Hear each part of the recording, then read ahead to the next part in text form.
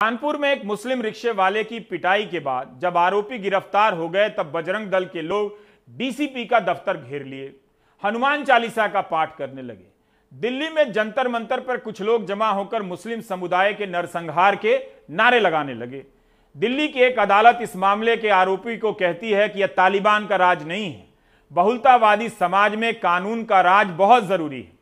इंदौर में एक चूड़ी वाले जिसका नाम तस्लीम है, उसे कुछ लोग मारते हैं, कहते हैं हिंदू क्षेत्र में कैसे आ गए, इस शब्द का इस्तेमाल करते हैं।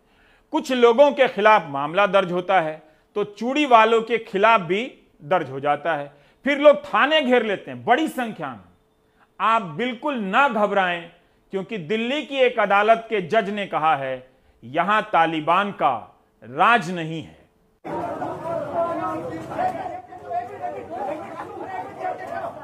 रविवार को कथित तौर पर 25 साल के तस्लीम को भीड़ तंत्र का न्याय सहना पड़ा, लेकिन 28 घंटे बाद पिटाई का पीड़ित 6वीं में पढ़ने वाली बच्ची से छेड़छाड़ का आरोपी और बहरूपिया बन गया।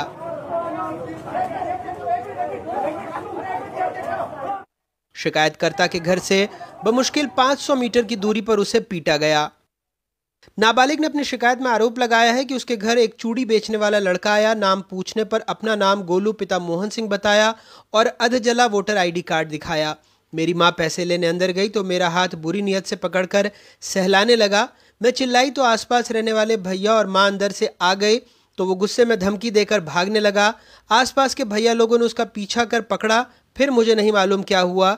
मैं लोक लाज के कारण कल रिपोर्ट करने नहीं आई। यहाँ पे माल घोंस लिया, मोबाइल भी तोड़ दिया। इसके बाद तस्लीम पर आईपीसी की धारा 354, 354 ए, 467, 468, 471, 420, 506 और यौन अपराधों से बच्चों के संरक्षण यानी पॉक्सो अधिनियम की धारा 7 और 8 के तहत जालसाजी, धोखाधड़ी के अलावा छेड़छाड़ और यौन उत्पीड़न का मामला दर्ज किया गया। मैं अंदर ही बैठा था, उधर से थोड़ा आया कोई और यहाँ आने के बाद में बेटा बाटी हुई और थोड़ा आवाज आने लगी मेरे को। मैं निकल एकदम बाहर आया तो देखा तो फिर वो मारपीट चल रही थी। तो फिर बता रहे थे बोले कि वहाँ कोई चूड़ी उड़ी पहनाने के उसने किसी के साथ में बदतमीजी करी होगी या पकड़ा पकड़ी करी होगी, वो वाली बात थी। तो उसको सब मारने लगे। तो उसका बैग भी खोल खाल के देखा तो ठीक करी उन लोगों ने। तो उसमें 2 आईडी निकली उसमें।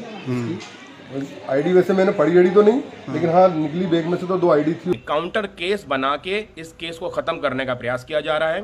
पुलिस प्रशासन ने जिसकी लिंचिंग हुई है, जिसको मारा है बीजेपी के गुंडों ने, उसके खिलाफ पॉस्को एक्ट की सेक्शन 3 के तहत एफआईआर रजिस्टर्ड कर ली है। मुझे लगता है ये संवैधानिक प्रक्रिया का, डेमोक्रेटिक सिस्टम का वायलेशन है और सुप्रीम कोर्ट की गाइडलाइंस का भी वायलेशन है। मेरा ये मानना है कि मध्य प्रदेश शासन सरकार के दबाव में काम कर रहा है और इस केस को जो कि एक बहुत सीरियस ऑफेंस था, इसको ख़त्म करने का प्रयास किया जा रहा है। मैं बता दूं कि हालांकि सरकार का सारा ध्यान 3 आईडी कार्ड और छेड़छाड़ पर केंद्रित लगा। जो अपना 2-2, 3-3 पहचान पत्र रखते हैं वो अपराधी है। मध्य प्रदेश में कानून का राज है, या किसी को इस तरह से सर उठाने नहीं दिया जाएगा, ना बेअमनस फैलाने दिया जाएगा।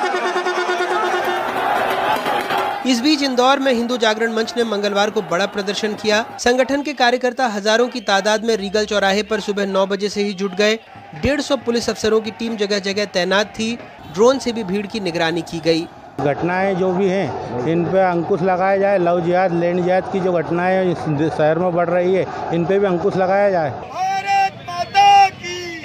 उन्होंने बंदी उठाए हैं, लगभग सभी पे ही वैधानिक कार्रवाई की गई है और हमारा सभी से अनुरोध है कि शहर की शांति बनाए रखें और जो सांप्रदायिक सद्भाव है वो सुनिश्चित करने में सभी का सहयोग आवश्यक है। हालांकि रविवार रात इंदौर में थाने का घेराव करने वाले लोगों के खिलाफ तो मामला दर्ज हो गया, लेकिन मंगलवार को शहर की सड़क घेरने वालों के खिलाफ कोई कार्रवाई अब तक नहीं हुई है। तस्लीम के खिलाफ सोमवार शाम को ही मामला दर्ज कर लिया गया था, लेकिन 24 घंटे बाद भी उसे अदालत में पेश नहीं किया गया। तस्लीम के वकीलों ने बताया कि उन्हें पुलिस ने कहा है कि सुरक्षा कारणों की वजह से उसे पेश नहीं किया गया, उसे अगले दिन पेश किया जाएगा। एक और बात, जब गृह मंत्री के स्तर से ही आरोपी को अपराधी घोषित कर दिया जाए तो फिर महकमा किस तरह की दलीलें देगा, ये समझना मुश्किल नहीं है। इंदौर से अपने सहयोगी हेमंत शर्मा और भोपाल से कैमरा पर्सन रिजवान खान के साथ अनुराग द्वारी, NDTV।